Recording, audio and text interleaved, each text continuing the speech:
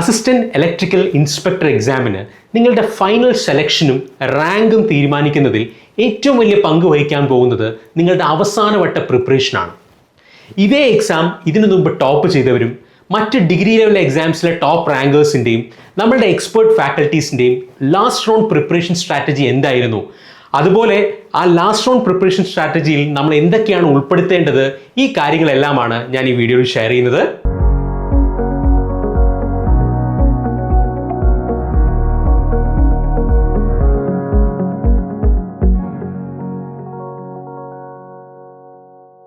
എല്ലാവർക്കും നമസ്കാരം. സ്കോർ അക്കാഡമിയിലേക്ക് സ്വാഗതം.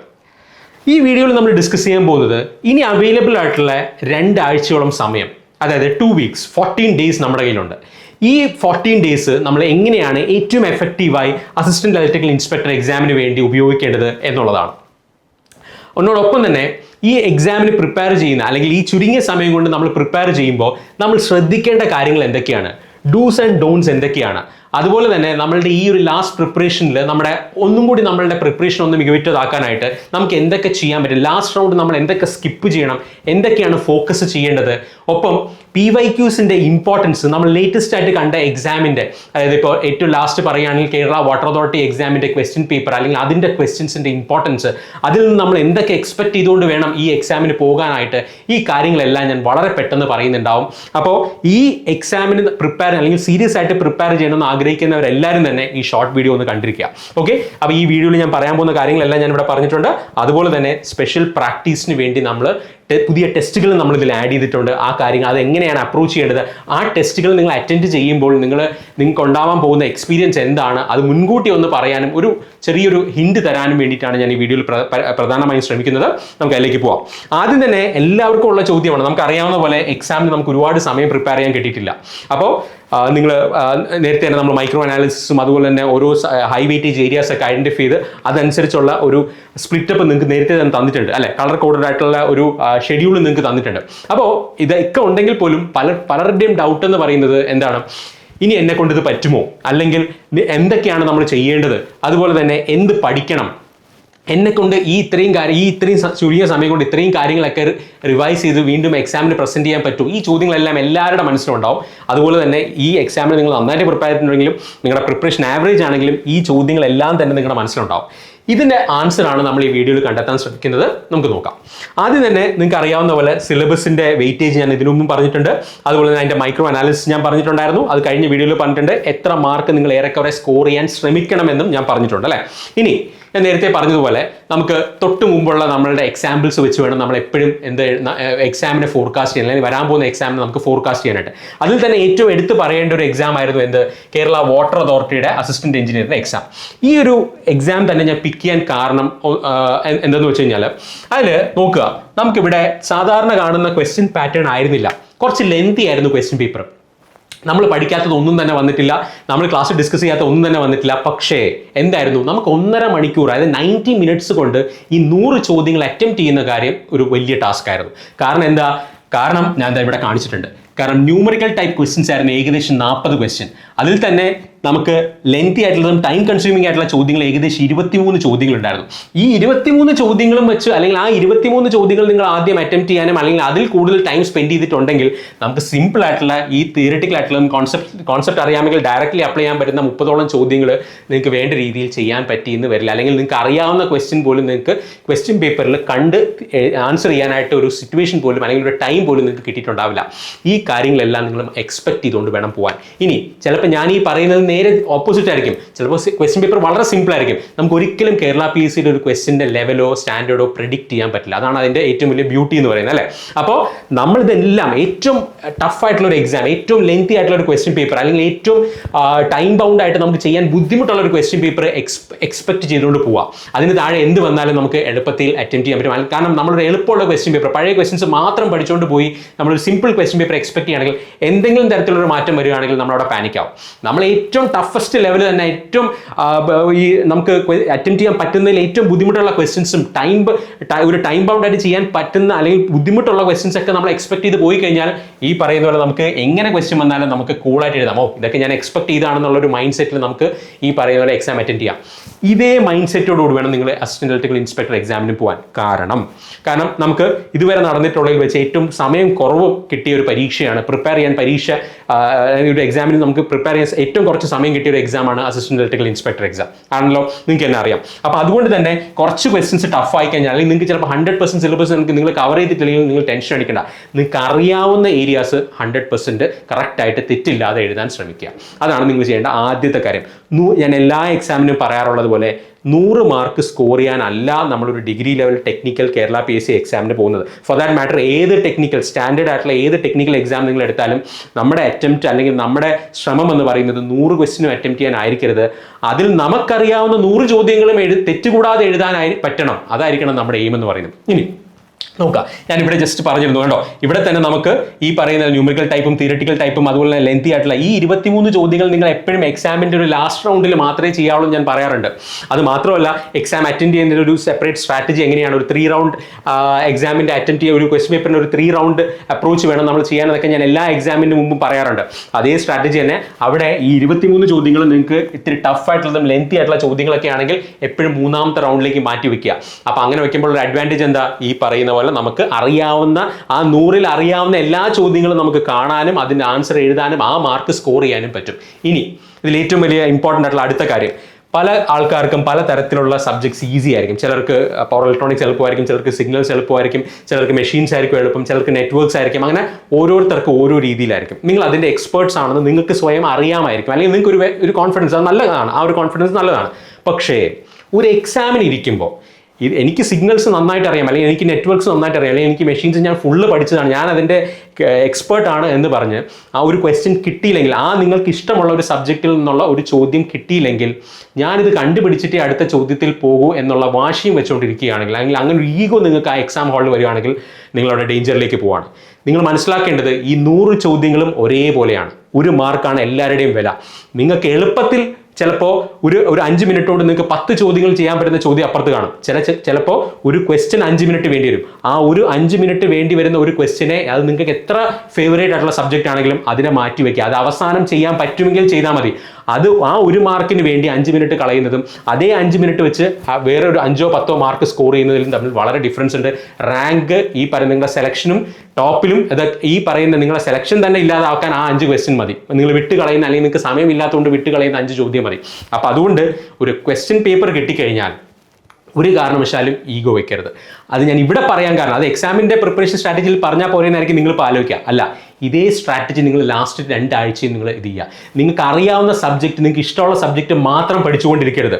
ആ 10 മോഡ്യൂളിൽ നിങ്ങൾക്ക് എവിടെ നിന്നൊക്കെ ഓരോ മാർക്കും സ്കോർ ചെയ്യാൻ പറ്റും. കാരണം അവസാനം ആരും അറിയാൻ പോകുന്നില്ല. ഫൈനൽ റാങ്ക് ലിസ്റ്റ് വരുമ്പോൾ ആരും അറിയാൻ പോകുന്നില്ല നിങ്ങൾ ഏതൊക്കെ സബ്ജക്റ്റിൽ നിന്നാണ് ഓരോ മാർക്ക് നേടിയെന്ന് ആരും അറിയാൻ പോകുന്നില്ല. അവിടെ എത്ര മാർക്കുണ്ട്, നിങ്ങൾ ഇന്റർവ്യൂവിന് എത്ര മാർക്ക് സ്കോർ ചെയ്തു, അതിൽ നിങ്ങൾ കമ്പാരിറ്റീവ് ആയിട്ട് നോക്കുമ്പോഴത്തേക്കും എത്ര റാങ്ക് നിങ്ങൾക്ക് കിട്ടി, ഇത് മാത്രമേ അറിയാൻ പോകുന്നുള്ളൂ. അതുകൊണ്ട് എല്ലാ സബ്ജക്റ്റിനും ഒരേ വാല്യൂ കൊടുക്കുക, എല്ലാ ടോപ്പിക്സിനും ഒരേ ഇമ്പോർട്ടൻസ് കൊടുക്കുക. ഞാൻ പഠിക്കുന്ന കാര്യത്തിലല്ല ഞാൻ പറഞ്ഞത്, ക്വസ്റ്റ്യൻ അറ്റംപ്റ്റ് ചെയ്യുന്ന കാര്യത്തിൽ. അപ്പോൾ ഈ രീതിയിൽ എവിടെ നിന്നൊക്കെ ഒരു മാർക്ക് കിട്ടുമോ അതൊക്കെ നിങ്ങൾ എന്ത് ചെയ്യുക, കൺവേർട്ട് ചെയ്യാൻ ശ്രമിക്കുക. ഇനി ഇതിൽ തന്നെ നിങ്ങൾ ചെയ്യേണ്ട വേറൊരു കാര്യമുണ്ട്. ഇവിടെ തന്നെ ഞാൻ നേരത്തെ പറഞ്ഞു, ഈ ലെങ്തി ആയിട്ടുള്ള questions, applicational questions, statement type questions, ഇതിലൊക്കെ എന്തെങ്കിലും ഒരു ബുദ്ധിമുട്ട് തോന്നുകയാണെങ്കിൽ തൽക്കാലത്തേക്ക് മാറ്റിവെക്കുക. അറിയാവുന്ന ചോദ്യങ്ങൾ എഴുതിയിട്ട് മാത്രം ടഫായിട്ടുള്ളതും ലെങ്തി ആയിട്ടുള്ളതും കൺഫ്യൂസിംഗ് ആയിട്ടുള്ള ചോദ്യങ്ങളിലേക്ക് പോകുക.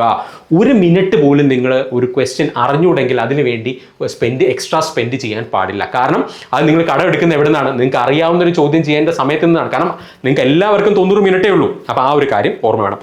അത് ഇപ്പോഴേ നിങ്ങൾ പ്രാക്ടീസ് ചെയ്യും. ഈ 2 ആഴ്ച നിങ്ങൾ ആ രീതിയിൽ തന്നെ ഓരോ ടെസ്റ്റ് പേപ്പേഴ്സ് എഴുതുമ്പോഴും പ്ലാൻ ചെയ്യണം. കാരണം ഞാൻ ഈ പറഞ്ഞ കാര്യങ്ങൾ പറയാൻ എളുപ്പമാണ്, കേൾക്കാനും നല്ല രസമാണ്. പക്ഷേ ആ എക്സാം ഹാളിൽ ആ പ്രഷർ ഹോട്ട് സീറ്റിൽ ഇരുന്ന് ചെയ്യാനായിട്ട് നിങ്ങൾക്ക് പ്രാക്ടീസ് വേണം. അല്ലെങ്കിൽ നമ്മൾ എപ്പോഴും ചെയ്യുന്ന പോലെ ഇത് നിങ്ങൾക്ക് ഒരു ക്വസ്റ്റ്യൻ വിടാനായിട്ട് നിങ്ങൾക്ക് തോന്നില്ല. അപ്പോൾ ആ ഒരു മൈൻഡ് സെറ്റ് ഈ 2 ആഴ്ച കൊണ്ട് നിങ്ങൾക്ക് ഉണ്ടാക്കിയെടുക്കാൻ പറ്റും. അത് ഉണ്ടാക്കിയെടുക്കുക.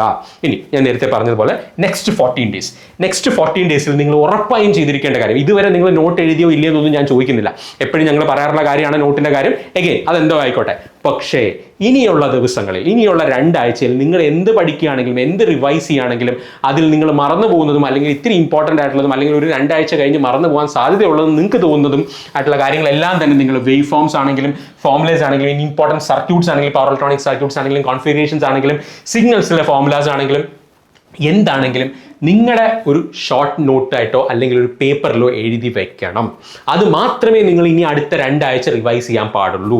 ആ ഒരു കാര്യം അത് ഇത്തിരി സമയമെടുക്കുന്ന ഒരു കാര്യമാണ്, പക്ഷെ ചെയ്യുക. അത് ചെയ്തില്ലെങ്കിൽ ഈ മാർക്കും കൂടി പോകും, നിങ്ങൾ ഓർക്കുക. അപ്പോൾ അതുകൊണ്ട് നിങ്ങൾക്ക് ഏതെങ്കിലും ടഫായിട്ട് തോന്നുന്നതോ ഡിഫിക്കൽട്ടായിട്ട് തോന്നുന്നതോ ആയിട്ടുള്ള ഏരിയാസ് ഉണ്ടെങ്കിൽ അതെല്ലാം ഒരു ചെറിയ പേപ്പറിൽ എഴുതി വെക്കുക. ഇത് നിങ്ങളുടെ എക്സാം ഹാളിന് തൊട്ട്, അതുകൊണ്ടാണ് ഞാൻ ഒരു മൊബൈലിലോ അല്ലെങ്കിൽ നിങ്ങളുടെ ടാബിലോ ഒന്നും നിങ്ങൾ അത് എഴുതണ്ട, ഒരു പേപ്പറിൽ എഴുതി വെക്കുക.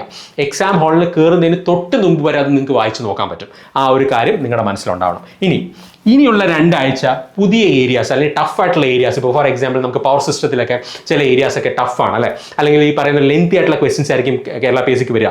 ഇനി ആ ക്വസ്റ്റ്യൻ പഠിച്ചില്ലെങ്കിൽ എൻ്റെ പ്രിപ്പറേഷൻ കംപ്ലീറ്റ് അല്ല എന്ന് വിചാരിച്ചിട്ട് ആ ക്വസ്റ്റ്യൻ പഠിക്കാതെ എനിക്കൊരു മനസ്സമാധാനം ഇല്ല എന്ന് വിചാരിച്ച് അതിലേക്ക് പോകരുത്. നിങ്ങൾക്ക് അറിയാത്ത ഏരിയ, ഒരുപാട് ടഫായിട്ടുള്ള ഏരിയ, ഒരുപാട് കോംപ്ലിക്കേറ്റഡ് ആയിട്ടുള്ള ഏരിയ ഉണ്ടെങ്കിൽ അതിനെ മാറ്റി വെക്കുക. കാരണം അതിൽ നിന്ന് കിട്ടാൻ പോകുന്നതും ഒരു മാർക്കാണ്. മറിച്ച് തൊട്ടപ്പുറത്ത് നിങ്ങൾക്ക് അറിയാവുന്ന അല്ലെങ്കിൽ നിങ്ങൾക്ക് പഠിച്ചു കഴിഞ്ഞാൽ നിങ്ങൾ ഓൾറെഡി പഠിച്ചിട്ടുള്ള കാര്യങ്ങൾ റിവൈസ് ചെയ്യാനായിട്ട് കൂടുതൽ സമയം ഇൻവെസ്റ്റ് ചെയ്യുക. ഈ കാര്യങ്ങളെല്ലാം വളരെ സിമ്പിളാണ്. ഇത് ഞാൻ പറഞ്ഞു തരേണ്ട ആവശ്യമില്ല. പക്ഷേ ഇതെല്ലാം ലാസ്റ്റ് 2 വീക്സിൽ നമ്മൾ ടെൻഷൻ കാരണം സ്ട്രെസ് കാരണം നമ്മൾ ഇതൊക്കെ വിട്ടിട്ട് നമ്മൾ കിട്ടാത്തതിൻ്റെ പുറകെ പോകും. വേണ്ട, നിങ്ങൾ പഠിച്ച കാര്യങ്ങൾ, നിങ്ങൾക്ക് ഓൾറെഡി അറിയാവുന്ന കാര്യങ്ങൾ മാക്സിമം നല്ല രീതിയിൽ റിവൈസ് ചെയ്യാൻ ശ്രമിക്കുക. ഓക്കെ, ഹൈ വെയിറ്റേജ് ഏരിയാസ് ഏതൊക്കെയാണ് നമ്മുടെ ക്ലാസ് ഷെഡ്യൂളിൽ പറഞ്ഞിട്ടുണ്ട്. ആ ക്ലാസ്സുകളെല്ലാം നിങ്ങൾ കണ്ടിട്ടുണ്ടാവുമെന്ന് വിചാരിക്കുന്നു. അല്ലെങ്കിൽ ആ ഏരിയാസിൽ നിന്നുള്ള ടെസ്റ്റ് പേപ്പേഴ്സ് നിങ്ങൾ അറ്റംപ്റ്റ് ചെയ്യുക. അതിൽ നിന്നുള്ള ക്വസ്റ്റ്യൻസ് വെച്ചിട്ട് അതിൻ്റെ തിയറി, അതിൻ്റെ ഡീറ്റെയിൽ ആയിട്ടുള്ള എക്സ്പ്ലനേഷൻ എൻ്റെ താഴെ ഉണ്ടല്ലോ, ആ എക്സ്പ്ലനേഷൻ വെച്ച് പഠിക്കാൻ ശ്രമിക്കുക സമയമില്ലെങ്കിൽ. ഇനി അതുപോലെ തന്നെ ഡെയിലി ഒരു ടാർഗറ്റ് വെക്കുക. എത്ര ചോദ്യങ്ങൾ, എത്ര മണിക്കൂർ ഞാൻ പഠിക്കുന്നു. ഇനി അങ്ങോട്ടുള്ള ദിവസം, അതായത് ഇനി അങ്ങോട്ടുള്ള 14 ദിവസം, 2 ആഴ്ച മിനിമം 10-12 മണിക്കൂർ നിങ്ങൾ പഠിച്ചേ പറ്റുള്ളൂ. അതുകൊണ്ട് തന്നെ നിങ്ങൾക്ക് ഏകദേശം ഒരു 150, 160, 170 അവർ നിങ്ങൾക്ക് പഠിക്കാൻ പറ്റും. നമ്മൾ എത്രയാണ് 1.5 മണിക്കൂറിന് വേണ്ടിയാണ് പഠിക്കുന്നത് അല്ലെ, 1.5 hours ആണ് നമുക്ക് എക്സാം ഉള്ളത് അല്ലേ. അതിൻ്റെ ഒരു 100 ഇരട്ടി പഠിക്കാൻ നിങ്ങൾക്ക് ഇനിയും സമയമുണ്ടെന്നുള്ളത് മനസ്സിലാക്കുക. ഇനി ഞാൻ എന്ത് ചെയ്യും അല്ല, ഇനിയാണ് നിങ്ങളുടെ റാങ്ക് ഡിസൈഡ് ചെയ്യാൻ പോകുന്നത്. അപ്പോൾ അതുകൊണ്ട് ആ ഒരു എഫേർട്ട് നിങ്ങൾ ഡെയിലി ടാർഗറ്റ്, ഒരു ദിവസം കൊണ്ട് നിങ്ങൾക്ക് 150 മണിക്കൂർ പഠിക്കാൻ പറ്റില്ല. ഡെയിലി ടാർഗറ്റ് ആയിട്ട് സ്പ്ലിറ്റ് ചെയ്ത് പഠിക്കുക. ഓക്കെ, അതുപോലെ തന്നെ PYQs നോക്കുക. കേരള PSCയുടെ ഇപ്പോൾ വന്നിരിക്കുന്ന 2020 അല്ലെങ്കിൽ 21, 22, 23, 24 വന്നിരിക്കുന്ന PYQs എന്തായാലും നോക്കിയിട്ട് പോവാം. ഇനി അതിൻ്റെ ഒരു എളുപ്പ വഴി ഞാൻ വഴിയെ പറയുന്നുണ്ടാവും. ഇനി ഇതിലെല്ലാത്തിലും ഞാൻ പറഞ്ഞ പോലെ റിവൈസ്. ഇത് നിങ്ങൾ എത്ര പഠിച്ചു എന്നുള്ളതിലല്ല, എത്രത്തോളം റിവൈസ് ചെയ്തു, എത്രത്തോളം ഈ ഫസ്റ്റ് സ്റ്റെപ്പ് നിങ്ങളുടെ ക്ലിയർ ആണ്, അതനുസരിച്ചായിരിക്കും നിങ്ങളുടെ റാങ്ക് ഉണ്ടാവുക. കാരണം അത് എന്തുകൊണ്ടാണ് ഞാനത് വെറുതെ പറയുകയാണോ, ഇത് ഈ റിവൈസ് ചെയ്താൽ നിങ്ങളുടെ റാങ്ക് ക്ലിയർ ആവുമെന്ന് ഞാൻ പറയുന്നത്, അല്ലെങ്കിൽ ഇങ്ങനെ ഷോർട്ട് നോട്ട് എഴുതി കഴിഞ്ഞാൽ നിങ്ങളുടെ റാങ്ക് ക്ലിയർ ആവുമെന്ന് പറയുന്നത് എന്തുകൊണ്ടാണ്? കാരണം മിനിമം സമയം കൊണ്ട് നിങ്ങൾക്ക് റിവിഷൻ പോസിബിൾ ആവണമെങ്കിൽ നിങ്ങളുടെ തന്നെ വേവ് ഫോംസും നിങ്ങളുടെ തന്നെ ഫോർമുലേസും നിങ്ങളുടെ തന്നെ സർക്യൂട്ട്സും നിങ്ങൾക്ക് ഡൗട്ടുള്ള ആ ഏരിയാസിൻ്റെ ഒരു പേപ്പർ നിങ്ങളുടെ കയ്യിൽ എപ്പോഴും ഉണ്ടാവണം. ഭക്ഷണം കഴിക്കുമ്പോൾ പോലും വേണമെങ്കിൽ നിങ്ങൾക്ക് എന്ത് ചെയ്യാം, ഈ പറയുന്ന നോട്ട് നോക്കാം. ആ നോട്ട് വേണ്ട ഒരു പേപ്പർ നോക്കാം, പോക്കറ്റിൽ ഇട്ടുകൊണ്ട് നടക്കാം. ബസ്സിൽ പോകുമ്പോൾ വേണമെങ്കിൽ ആ പേപ്പർ നോക്കാം. അത് എല്ലാ സബ്ജക്റ്റിനും 1, 2, 3 പേപ്പേഴ്സ് റെഡിയാക്കി വെക്കുക. അതിനനുസരിച്ച് എഴുതുക. നിങ്ങൾ ഇൻവെസ്റ്റ് ചെയ്യുക. നിങ്ങളുടെ പഠനത്തിന് വേണ്ടി സമയവും നിങ്ങളുടെ റിസോഴ്സസും എല്ലാം ഇൻവെസ്റ്റ് ചെയ്യുക. കാരണം ഞാൻ നേരത്തെ പറഞ്ഞതുപോലെ എപ്പോഴും ഞാൻ പറയാറുള്ളത്, ഈ ഒരു എക്സാം കൊണ്ട് നമ്മുടെ ഈ പറയുന്ന പോലെ എക്സാമിൻ്റെ സീസൺ തീരുന്നില്ല. ഇനിയും ഒരുപാട് എക്സാംസ് വരാനുണ്ട്. നിങ്ങൾ പഠിക്കുന്നത് ഒന്നും തന്നെ വെറുതെ ആവാൻ പോകുന്നില്ല. നമ്മുടെ റാങ്ക് ഹോൾഡേഴ്സ് തന്നെ പറയുന്ന കാര്യമാണ്, പഠിക്കുന്ന ഒന്നും വെറുതെ ആവില്ല. ഈ എക്സാമിന് ഉപകാരപ്പെട്ടില്ലെങ്കിൽ അടുത്ത എക്സാമിന് വരും. നിങ്ങൾ ഈ എക്സാമിന് നോക്കിയ ഒരു സബ്ജക്റ്റ് അത്ര ഡെപ്തിൽ വന്നില്ലെങ്കിൽ ചിലപ്പോൾ അടുത്ത എക്സാമിനായിരിക്കും വരാൻ പോകുന്നത്. അതിലായിരിക്കും ചിലപ്പോൾ നിങ്ങൾ ടോപ്പ് വരാൻ പോകുന്നത്. അതുകൊണ്ട് ഒന്നും വെറുതെ ആവുന്നില്ല എന്ന് ഓർക്കുക. എന്നിട്ട് ഈ ലാസ്റ്റ് 2 വീക്സ് നിങ്ങൾ നല്ല രീതിയിൽ ഈ പറയുന്ന കാര്യം, നിങ്ങൾ പഠിച്ച കാര്യങ്ങളൊക്കെ തന്നെ സ്ട്രാറ്റജിക് ആയിട്ട് ഭംഗിയായിട്ടൊന്ന് അടുക്കും ചിട്ടിയോടുകൂടി നോക്കിയാൽ അവിടെ കുറച്ച് ലോജിക്കും കൂടെ അപ്ലൈ ചെയ്യുക. എനിക്ക് അവിടെ എൻ്റെ ഈഗോ സാറ്റിസ്ഫൈ ചെയ്യേണ്ട, എൻ്റെ മാർക്സ് ഓരോ സബ്ജക്റ്റിനും എത്രയെന്ന് പറയേണ്ട, മാക്സിമം ക്വസ്റ്റ്യൻസ് അറ്റംപ്റ്റ് ചെയ്യുക, മാക്സിമം മാർക്ക് സ്കോർ ചെയ്യാൻ ശ്രമിക്കുക. ഓക്കെ, ഇത്രയും കാര്യങ്ങൾ നിങ്ങൾ ഓർക്കുക. ഇനി ഞാൻ നേരത്തെ പറഞ്ഞിട്ടുള്ളത് പോലെ തന്നെ ഓരോ നോട്ട്സ്, ഇപ്പം ഞാൻ നേരത്തെ പറഞ്ഞ നോട്ട്സ് നിങ്ങൾക്ക് എല്ലാത്തിനും ഇല്ലെങ്കിൽ ഞാൻ ഈ പറഞ്ഞ ഷോർട്ട് നോട്ട്സ് എങ്കിലും മെയിൻറ്റെയിൻ ചെയ്യുക, അല്ലെങ്കിൽ ഒരു പേപ്പറിലെങ്കിലും എഴുതി വെക്കുക. ഈ അറിയാത്ത ഏരിയാസ്, പുതിയ ഏരിയാസ്, ടഫായിട്ടുള്ള ഏരിയാസ് സ്കിപ്പ് ചെയ്യുക. ഇനി ലാസ്റ്റ് 2 ആഴ്ച അങ്ങനെയല്ല. ലാസ്റ്റ് 2 ആഴ്ച നിങ്ങൾ ഓൾറെഡി പഠിച്ചു. ഇപ്പം നിങ്ങൾ 100-ൽ 80 മാർക്കേ പഠിച്ചിട്ടുള്ളൂ. ആ 80 മാർക്കിൽ 75 സ്കോർ ചെയ്യാൻ ശ്രമിക്കുക. ശ്രമിക്കുക. അല്ലാതെ ഈ 80 മാർക്കിൽ 50 സ്കോർ ചെയ്ത് ഇനി കിട്ടാത്ത 20 മാർക്കിൻ്റെ പുറകെ പോയി അതിൽ നിന്ന് 1-2 മാർക്ക് സ്കോർ ചെയ്യുന്നതിനെക്കാട്ടി എപ്പോഴും നിങ്ങൾക്ക് ലാഭം ഞാൻ ഈ പറഞ്ഞതുപോലെ ഉള്ളതിൽ ഏറ്റവും കിടിലമാവുക എന്നുള്ളതാണ്. അപ്പോൾ ആ ഒരു കാര്യം ഓർത്തിരിക്കുക. ഇനി ഞാൻ പറയുന്ന പോലെ ഷോർട്ട് നോട്ട്സ് ആണെങ്കിലും ചാർട്ട്സ് ആണെങ്കിലും നിങ്ങളുടെ സൗകര്യാർത്ഥം എഴുതി ഇത് വയ്ക്കുക. അത് എപ്പോഴും നിങ്ങൾക്ക് ആക്സെപ്റ്റ് ചെയ്യും. ഞാൻ പറഞ്ഞല്ലോ, നിങ്ങൾ എക്സാം ഹാളിൽ കയറുന്നതിന് തൊട്ട് മുമ്പ് വരെ നിങ്ങൾക്ക് ആ നോട്ട്സ് ഹാൻഡി ആയിട്ട് നിങ്ങളുടെ കയ്യിലുണ്ടാവണം. അതുകൊണ്ടാണ് ഞാൻ പേപ്പറിൽ തന്നെ ഇനി എഴുതാൻ പറഞ്ഞത്. ഇനി ഞാൻ നേരത്തെ പറഞ്ഞ പോലെ PYQs വളരെ ഇമ്പോർട്ടൻ്റ് ആണെന്ന് പറഞ്ഞു. നമ്മളുടെ ഡിഗ്രി ലെവൽ കോഴ്സുകളിൽ എല്ലാത്തിലും തന്നെ നമ്മൾ PYQs ആഡ് ചെയ്തിട്ടുണ്ട്. 15 ടെസ്റ്റാണ് നമ്മൾ ആഡ് ചെയ്തിട്ടുള്ളത്. അത് അറ്റൻഡ് ചെയ്യുക. ഇനി ഈ എക്സാംസ് അറ്റൻഡ് ചെയ്യുമ്പോൾ നിങ്ങൾക്ക് ഒരു ചെറിയ പ്രശ്നം ഉണ്ടാവും. അതെന്താണെന്ന് ഞാൻ പറയാം. അതായത് 10 സബ്ജക്ട് ടെസ്റ്റും 5 പാർട്ട് ടെസ്റ്റുമാണ് നമ്മൾ ആഡ് ചെയ്തിട്ടുള്ളത്. അപ്പോൾ ഇതെല്ലാം തന്നെ നമ്മൾ ഇതിന് 2020 ശേഷം കേരള PSC നടന്ന ഡിഗ്രി ലെവൽ എക്സാംസിൻ്റെ PYQs അതിൽ ഏറ്റവും ഹാൻഡ് പിക്ക് ചെയ്തിട്ടില്ല, നമ്മുടെ എക്സ്പെർട്ട് ഫാക്കൽറ്റീസ് ഹാൻഡ് പിക്ക് ചെയ്തിട്ടുള്ള ക്വസ്റ്റൻസ് മാത്രമേ അതിൽ ഇട്ടിട്ടുള്ളൂ. എല്ലാ ചോദ്യങ്ങളും അല്ല, എല്ലാ ചോദ്യത്തിൻ്റെ ആവശ്യമില്ല. കാരണം മെജോറിറ്റി ക്വസ്റ്റൻസ് നമ്മൾ എന്ത് ചെയ്യുന്നത് ഓൾറെഡി തന്നെ ക്ലാസ്സിൽ കവർ ചെയ്താണ്. അതിൽ തന്നെ നമുക്ക് കൊള്ളാവുന്ന തോന്നുന്നതും കൺഫ്യൂസിംഗ് ആയിട്ട് തോന്നിയതും ചില ആൻസേഴ്സിൽ കൺഫ്യൂഷനുള്ള ചോദ്യങ്ങളാണ് ഇതിൽ ആഡ് ചെയ്തിട്ടുള്ളത്. ഇനി ഇതിൽ തന്നെ ഞാൻ നേരത്തെ പറഞ്ഞതുപോലെ ഈ ക്വസ്റ്റ്യൻസ് അറ്റംപ്റ്റ് ചെയ്യുമ്പോൾ നിങ്ങൾ ശ്രദ്ധിക്കേണ്ട ഒരു കാര്യമുണ്ട്. കാരണം ഈ ക്വസ്റ്റ്യൻസ് എന്ന് പറയുന്നത് നമുക്ക് എല്ലാ ഈ ക്വസ്റ്റ്യൻസും നമുക്ക് പെട്ടെന്ന് ഒരു ടൈം ബൗണ്ടായിട്ട് ആൻസർ ചെയ്യാൻ പറ്റുന്ന ടെസ്റ്റുകളല്ല. അതൊന്ന് ആലോചിച്ച് വയ്ക്കുക. ഇതിൻ്റെ ഡീറ്റെയിൽഡ് ആയിട്ടുള്ള ഷെഡ്യൂളൊക്കെ നമ്മുടെ കോഴ്സിൽ തന്നെ അവൈലബിൾ ആണ്. നിങ്ങൾ നോക്കുക. ഇത് കണ്ടിട്ടില്ലാത്തവരാണെങ്കിൽ നിങ്ങൾക്ക് ഓൾറെഡി തന്നെ ഈ ടെസ്റ്റുകൾ അവൈലബിൾ ആണ്. അതുപോലെ തന്നെ ഇതിൻ്റെ പാർട്ട് ടെസ്റ്റുകൾ 5/11/2025 തൊട്ട് അവൈലബിളും ആയിരിക്കും.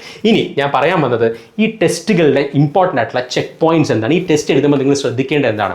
ഈ ടെസ്റ്റും നിങ്ങൾ 100 മാർക്ക് അല്ലെങ്കിൽ 20 മാർക്കിൻ്റെയും 40 മാർക്കിൻ്റെയും ടെസ്റ്റുകളാണ്. ഇത് ഓരോ സബ്ജക്റ്റ് വൈസ് ആണ് 20 മാർക്കും 40 മാർക്കും വന്നിരിക്കുന്നത്.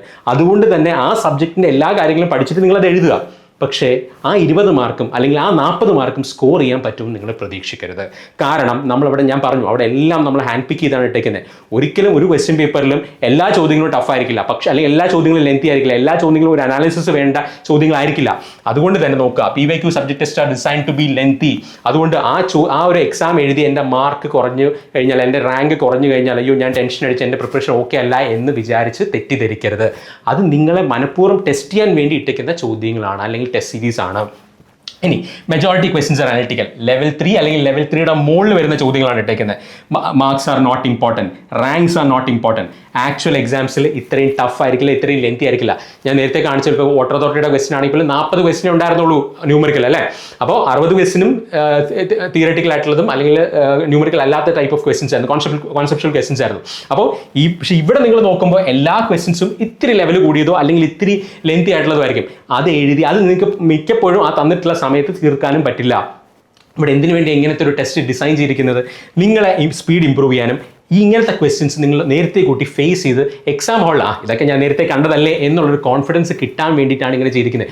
ഇത് ഈ എക്സാം നിങ്ങൾ എഴുതാൻ പറയുന്നത് ഇതിൻ്റെ മാർക്കിനോ റാങ്കിനോ അല്ല, പ്രാക്ടീസിന് വേണ്ടിയാണ്. നിങ്ങളൊന്ന് നേരത്തെ കൂട്ടി തയ്യാറെടുപ്പിക്കാൻ വേണ്ടിയാണ് ഈ ടെസ്റ്റുകൾ ഇട്ടേക്കുന്നത്.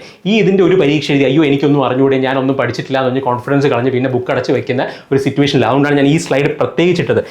Actual exams are not this tough or lengthy. നിങ്ങൾ ആലോചിക്കുക, PYQ പാർട്ട് ടെസ്റ്റ് ആണെങ്കിലും ഈസി ആയിരിക്കില്ല.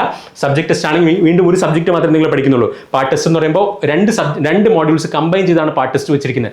അപ്പോൾ അവിടെയും നിങ്ങൾ ടൈം ബൗണ്ട് ആയിട്ട് തീർക്കാനായിട്ട് ശ്രമിക്കേണ്ട, പലപ്പോഴും നടക്കില്ല. ഇനി അത് നിങ്ങൾക്ക് പറ്റുന്നുണ്ടെങ്കിൽ വളരെ നല്ല കാര്യം. അപ്പോൾ ഇത്രയും കാര്യങ്ങൾ ഓർക്കുക. ഇനി ഈ PYQ ടെസ്റ്റ് എഴുതാൻ പേടിയാണ്, അല്ലെങ്കിൽ ഈ PYQ ടെസ്റ്റ് എഴുതി കഴിഞ്ഞാൽ എൻ്റെ കോൺഫിഡൻസ് പോകുന്ന പേടിക്കുന്നവരാണെങ്കിൽ നിങ്ങൾക്ക് ഓൾറെഡി അല്ലാത്ത പ്രാക്ടീസ് ടെസ്റ്റ് തന്നിട്ടുണ്ട്, അത് എഴുതുക.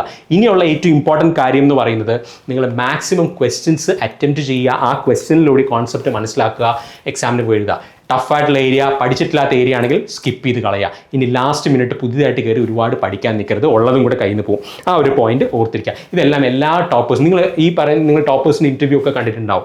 ജെന്യുവൻ ആയിട്ടുള്ള ഇൻ്റർവ്യൂസ് ആണ്. അതിൽ ആരും പറഞ്ഞിട്ടില്ല ഞാൻ 100 മാർക്കും എഴുതാൻ വേണ്ടിയിട്ടാണ് ഞാൻ എക്സാം ഹാളിൽ കയറുന്നത്. അല്ല, അവർക്ക് അറിയാവുന്ന സബ്ജക്ട്സുകളിൽ മാക്സിമം സ്കോർ ചെയ്യുക, അറിയാത്ത ഏരിയാസ് അല്ലെങ്കിൽ കോൺഫിഡൻ്റ് അല്ലാത്ത ഏരിയാസിൽ നിന്ന് കിട്ടുന്ന മാർക്കെല്ലാം ഒപ്പിക്കുക. അങ്ങനെ തന്നെയാണ് എല്ലാവരും ഈ പറയുന്ന ടോപ്പിലെത്തുന്നത്. അല്ലാതെ ആരും 100 മാർക്കും 100% സിലബസും കവർ ചെയ്തുകൊണ്ടോ പഠിച്ചുകൊണ്ടോ അല്ല എക്സാമിന് പോകുന്നത്. അത് നിങ്ങൾ മനസ്സിലാക്കുക. ഓക്കെ, ഇത്രയും കാര്യങ്ങൾ ക്ലിയർ ആയെന്ന് വിചാരിക്കുന്നു. ഇനി ഞാൻ പറയാൻ പോകുന്ന കാര്യം, ഇനി ഈ സിലബസ് എന്ന് പറയുന്നത് നമ്മളിപ്പോൾ ഈ ഇൻസ്പെക്ടറേറ്റിന് വേണ്ടി പഠിച്ച സിലബസ് എന്ന് പറയുന്നത് വരാൻ പോകുന്ന ഡിഗ്രി ലെവൽ എക്സാംസിനും സബ് എഞ്ചിനീയർ ലെവൽ എക്സാംസിനും ഒക്കെ ഏറെക്കുറെ കോമൺ സിലബസ് ആണ് അല്ലേ. കുറച്ച് ഡിഫറൻസ് ഉണ്ടാവും തീർച്ചയായിട്ടും, ഡിപ്ലോമ ലെവലിനും IT ലെവൽ സിലബസിനും കുറച്ച് ഡിഫറൻസ് ഉണ്ടാവും. പക്ഷേ കോർ സിലബസ് എന്ന് പറയുന്നത് സെയിം ആണ്. നിങ്ങൾ പഠിച്ചതൊന്നും ഒരിടത്തും വെറുതെ ആവാൻ പോകുന്നില്ല. ഇനി അതുപോലെ തന്നെ ഈ എനി പ്രോഗ്രസ് ഇസ് കുമുലേറ്റീവ്. നമ്മളിപ്പോൾ പഠിച്ചത് പഠിച്ചുകൊണ്ടേയിരിക്കുക. ഇനിയും ഒരുപാട് എക്സാംസ് വരാനുണ്ട്. നിങ്ങൾ തന്നെ ഇപ്പോൾ കഴിഞ്ഞ തവണത്തെ പോളി ലെക്ചർ ആയിട്ടുള്ള AP ആയിക്കോട്ടെ, അല്ലെങ്കിൽ KCB അസിസ്റ്റന്റ് എഞ്ചിനീയർ ആയിക്കോട്ടെ, സബ് എഞ്ചിനീയർ ആയിക്കോട്ടെ, ഇവരെല്ലാവരും തന്നെ അസിസ്റ്റന്റ് ഇലക്ട്രിക്കൽ ഇൻസ്പെക്ടർ തൊട്ട് പഠിച്ചു തുടങ്ങിയവരാണ്. അപ്പോൾ ഇതിൽ ടോപ്പ്, അതായത് ഈ പറയുന്ന KCB അല്ലെങ്കിൽ ഇൻസ്പെക്ടറേറ്റിന് ബാക്കിലായവരും റാങ്ക് കുറഞ്ഞവരും അപ്പോയിൻമെൻറ്റ് ലഭിക്കാത്തവരൊക്കെ പിന്നെ അതിനുശേഷം വന്ന എക്സാംസിനൊക്കെ ഫസ്റ്റ് റാങ്ക് ഉൾപ്പെടെ നേടിയ കുട്ടികളുണ്ട്. അവരുടെയൊക്കെ ഇൻ്റർവ്യൂസ് നമ്മുടെ കയ്യിൽ കിടപ്പുണ്ട്. അപ്പോൾ അതുകൊണ്ട് നിങ്ങൾ ഒരിക്കലും ഇതാണ് എൻ്റെ ലാസ്റ്റ് ചാൻസ് എന്ന് വിചാരിച്ചിരിക്കരുത്. പഠിച്ചുകൊണ്ടിരിക്കുക. ഇതെല്ലാം ഒരു കുമുലേറ്റീവ് എഫക്റ്റ് ആയിട്ട് നിങ്ങൾക്ക് കിട്ടുന്നുണ്ടാവും. ഇനി this preparation is also for upcoming exams. ഞാൻ പറഞ്ഞ പോലെ പ്രാക്ടീസ് ടെസ്റ്റുകൾ എഴുതുക, മോക്ക് ടെസ്റ്റ് എഴുതുക, അതുപോലെ സ്പെഷ്യൽ PYQ ടെസ്റ്റ് ഞാൻ നേരത്തെ പറഞ്ഞ പോലെ എഴുതുക. ഇതെല്ലാം നിങ്ങളെ ട്യൂൺ ചെയ്യുകയാണ്. ആ യഥാർത്ഥ എക്സാമിന് വേണ്ടി നിങ്ങളെ ട്യൂൺ ചെയ്യുകയാണ്. അവിടെ മാർക്ക് ഇമ്പോർട്ടൻ്റ് അല്ല, നിങ്ങൾക്ക് വരുന്ന തെറ്റുകൾ ഇമ്പോർട്ടൻ്റ് അല്ല. തെറ്റുകൾ വന്നാൽ അത്രയും നല്ലതെന്ന് വിചാരിക്കുക. ആ തെറ്റുകൾ നിങ്ങൾ എക്സാമിന് ആവർത്തിക്കാതിരുന്നാൽ മതി. അവിടെയാണ് നിങ്ങളുടെ വിജയം. ഓക്കെ. ഇനി ഇതുപോലെ തന്നെ how to attempt more questions, എങ്ങനെയാണ് നിങ്ങൾക്ക് കൂടുതൽ ക്വസ്റ്റ്യൻസ് അറ്റംപ്റ്റ് ചെയ്യാൻ പറ്റുക. ഞാൻ എപ്പോഴും പറയാറുള്ള പോലെ ആ 100 മാർക്കുമല്ല നിങ്ങൾക്ക് വേണ്ടത്. നിങ്ങൾക്ക് അറിയാവുന്ന ചോദ്യങ്ങൾ കറക്റ്റായിട്ട് കണ്ടുപിടിക്കാനും അത് എഴുതാനും അത് തെറ്റുകൂടാതെ എഴുതാനുമാണ് നിങ്ങൾ ശ്രമിക്കേണ്ടത്. അപ്പോൾ നോക്കുക, അവോയ്ഡ് ലെങ്തി ക്വസ്റ്റ്യൻസ്, പിക്ക് ഈസി ടോപ്പിക്സ്, ഈസി ആയിട്ടുള്ള സബ്ജക്ട്സ് നിങ്ങൾ ആ ക്വസ്റ്റ്യൻ പേപ്പറിൽ കണ്ടുപിടിച്ചിട്ട് എടുക്കുക. ആ ക്വസ്റ്റ്യൻസ് എടുക്കുക. ഇനി ഒരു കറേജും കൂടി, ഒരു ഗട്ട്സും കൂടി നിങ്ങൾ കാണിക്കണം. കഴിഞ്ഞ തവണ തന്നെ 1-2 എക്സാംസിന് ചില ക്വസ്റ്റ്യൻസിൻ്റെ ആക്ച്വൽ വാല്യൂസ് ഉണ്ടായിരുന്നില്ല. പക്ഷേ ഏറെക്കുറെ അടുത്ത് നിൽക്കുന്ന വാല്യൂസോ അല്ലെങ്കിൽ അതിൽ ഏറ്റവും സ്യൂട്ടബിൾ ആയിട്ടുള്ള ഓപ്ഷൻസോ നിങ്ങൾക്ക് അറ്റംപ്റ്റ് ചെയ്യാൻ പറ്റുന്ന കുറേ ക്വസ്റ്റ്യൻസ് ഉണ്ടായിരുന്നു. അതിൽ എടുത്ത് പറയേണ്ടത് തന്നെ ഒരു ഗെയിൻ മാർജിൻ്റെ ഒരു ക്വസ്റ്റ്യൻ ഉണ്ടായിരുന്നു. നിയറസ്റ്റ് വാല്യൂ എന്ന് പറയുന്നത് -20, അല്ലെങ്കിൽ ഏറ്റവും കറക്റ്റ് ആൻസർ എന്ന് പറയുന്നത് ഈ നിയറസ്റ്റ് വാല്യൂ എന്ന് പറയുന്നത് -20 ഡെസിബിൾ ആണ്. ഇനി അതിൻ്റെ ആൻസർ കറക്റ്റ് കിട്ടിയില്ലെങ്കിൽ നിയറസ്റ്റ് വാല്യൂ, കാരണം ബാക്കിയുള്ള വാല്യൂസ് എല്ലാം +20, +40, -40 ഒക്കെ ആയിരുന്നു. അപ്പം നിങ്ങൾ ആ കറക്റ്റ്, കാരണം ആ ക്വസ്റ്റ്യൻ ക്യാൻസൽ ചെയ്തിട്ടില്ല, അതിൻ്റെ കീയും കറക്റ്റായിട്ട് തന്നിട്ടുണ്ടായിരുന്നു. ആ എക്സാം എഴുതിയ ആൾക്ക് കിട്ടിയത് 1 മാർക്കാണ്. അപ്പോൾ ആ 1 മാർക്ക് കൊണ്ട് ചിലപ്പോൾ റാങ്ക് വളരെയധികം കയറിപ്പോവും.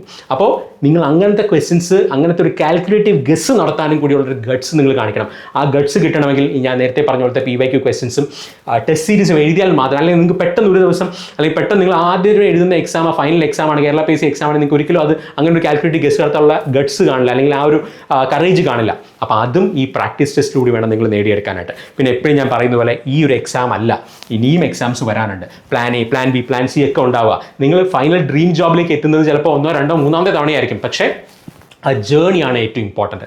അപ്പോൾ അതിന് ഇപ്പോൾ പഠിച്ചുകൊണ്ടിരിക്കുന്നത് കണ്ടിന്യൂ ചെയ്യുക, ധൈര്യമായിട്ട് പോയി എഴുതുക. ഇനി 2 ആഴ്ച 150 മണിക്കൂറെങ്കിലും നിങ്ങൾ ഇനിയും പഠിക്കാൻ നിങ്ങൾക്ക് അവസരമുണ്ട്. 1.5 മണിക്കൂർ പരീക്ഷയ്ക്ക് 150 മണിക്കൂർ എന്ന് പറഞ്ഞാൽ into 100 ആണ് അല്ലേ. അപ്പോൾ ആ 100 ഇരട്ടി നിങ്ങൾക്ക് പഠിക്കാനുള്ള അവസരമുണ്ട്. അത് ഈ പറയുന്ന പോലെ ഇനിയുള്ള സമയം ചെയ്യുക, കോൺഫിഡൻസോടുകൂടി പഠിക്കുക. ഞാൻ നേരത്തെ ചോദിച്ച ചോദ്യങ്ങൾ എന്താണ്, ഇനി പറ്റുമോ? തീർച്ചയായിട്ടും നിങ്ങൾക്ക് പറ്റും. നിങ്ങൾ എന്തൊക്കെയാണ് ചെയ്യേണ്ടത് അതാണ് ഞാൻ ഇത്രയും നേരം പറഞ്ഞത് അല്ലേ. നിങ്ങൾ ചെയ്യാൻ പാടില്ലാത്ത കാര്യം എന്താ, ഇനി അറിഞ്ഞൂടാത്ത ഏരിയാസ് അല്ലെങ്കിൽ ടഫായിട്ടുള്ള ഏരിയാസ്, ഇതുവരെ ഒരു ഐഡിയ ഇല്ലാത്ത ഏരിയാസ് ഒരുപാട് മെനക്കെട്ട് പഠിക്കരുത്.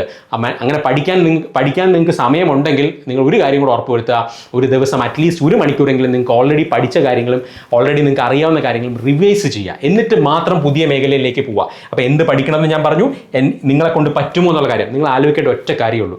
ഒറ്റ വേക്കൻസി മതി നിങ്ങൾക്ക് ജോലി കിട്ടാനായിട്ട്. അതുപോലെ തന്നെ നിങ്ങൾക്ക് ഇനി വരാൻ പോകുന്ന ഒരുപാട് എക്സാംസ് ഉണ്ട്. ക്യുമുലേറ്റീവ് പ്രിപ്പറേഷനാണ് നിങ്ങൾ ചെയ്യുന്നത്. അതെല്ലാം ഓർത്ത് വയ്ക്കുക. ഇനി ഇവിടെ നിങ്ങളെ സഹായിക്കാൻ പറ്റുന്ന ഒരേ ഒരാളേ ഉള്ളൂ, അത് നിങ്ങൾ തന്നെയാണ്. അത് കോൺഫിഡൻസോടുകൂടി മനസ്സിലാക്കുക, കോൺഫിഡൻസോടുകൂടി പഠിക്കുക. തെറ്റ് വരുന്നെങ്കിൽ വന്നോട്ടെ, മോക്ക് ടെസ്റ്റ് എഴുതിയിട്ട് തോറ്റുകയാണെങ്കിൽ തോറ്റോട്ടെ, ഒരു കുഴപ്പമില്ല. പക്ഷേ അത് ആ തെറ്റ് എന്തുകൊണ്ട് വന്നു, ആ ക്വസ്റ്റ്യൻസ് എന്തുകൊണ്ട് എനിക്ക് എഴുതാൻ പറ്റില്ല, അവിടെ എവിടെയാണ് ഞാൻ മിസ്റ്റേക്ക് വരുത്തിയത്, അത് പഠിച്ചിട്ട് റിയൽ എക്സാമിന് പോകാം. ഈ രീതിയിലുള്ളൊരു മൈൻഡ് സെറ്റോടുകൂടി വേണം നിങ്ങൾ പോകാനായിട്ട്. അപ്പോൾ ഈ ചോദ്യങ്ങളെല്ലാം നിങ്ങളെ കൊണ്ട് നിങ്ങൾക്ക് സ്വയം ആൻസർ ചെയ്യാൻ പറ്റുമെന്ന് ഞാൻ വിചാരിക്കുന്നു. ഇനി എക്സാം ഹോൾ സ്ട്രാറ്റജി ആണെങ്കിലും ബാക്കി അപ്ഡേറ്റ് വീഡിയോസുമായിട്ടാണ് വീണ്ടും നമുക്ക് കാണാം. ധൈര്യമായിട്ടിരുന്ന് പഠിക്കുക, കോൺഫിഡൻ്റ് ആയിട്ട് പഠിക്കുക. ഈ പറയുന്ന പോലെ നിങ്ങൾ വിചാരിച്ചു കഴിഞ്ഞാൽ നിങ്ങൾക്ക് ഈ പറയുന്ന എന്ത് നേടാൻ പറ്റും, ആ കോൺഫിഡൻസ് ഉണ്ടാവുക. പേടിച്ച് ബാക്കി ഇരുന്ന് കഴിഞ്ഞാൽ നിങ്ങൾക്ക് ഒന്നും നേടാൻ പറ്റില്ല, അതും ഗ്യാരണ്ടീഡ് ആണ്. അപ്പോൾ ധൈര്യമായിട്ട് പഠിക്കാം. All the very best. വീണ്ടും നമുക്ക് കാണാം. Thank you.